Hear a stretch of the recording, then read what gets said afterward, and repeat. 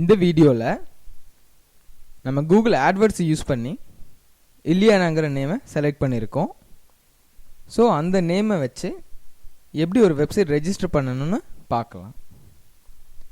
இப்போ நம்ம website ready பண்ணுறது பிளாகர் மூலமாக ஃப்ரீயாக தான் ரெடி பண்ண போகிறோம். ஸோ ஃபஸ்ட்டு www.blogger.com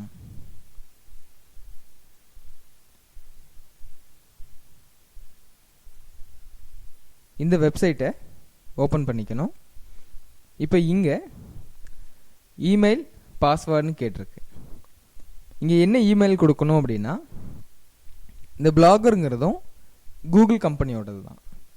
ஸோ நம்மளோட ஜிமெயிலோட ஐடியவே இங்கே கொடுத்து நம்ம லாகின் பண்ணிக்கலாம்.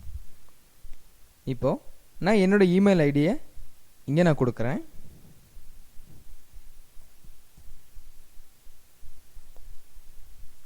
அதோட பாஸ்வேர்டுவே இங்கே கொடுத்து நான் லாகின் பண்ணுறேன்.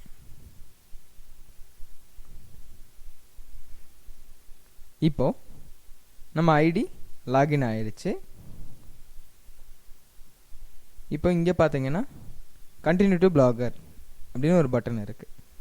இதை கிளிக் பண்ணணும்.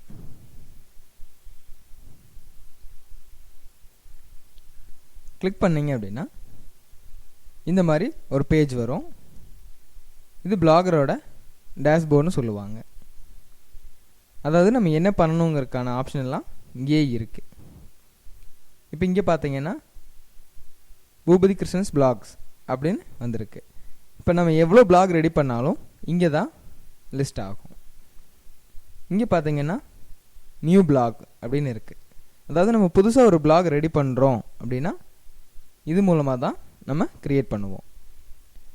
ஸோ நம்ம எப்படி ஒரு யூஆர்எல் வந்து ரெஜிஸ்டர் பண்ணணும், யூஆர்எல்லாம் எதுவும் இல்லை, நம்ம வெப்சைட்டோட ஐடி, அதை எப்படி ரெஜிஸ்டர் பண்ணுறங்கிறத நம்ம அடுத்த வீடியோவில் பார்க்கலாம். தேங்க்யூ.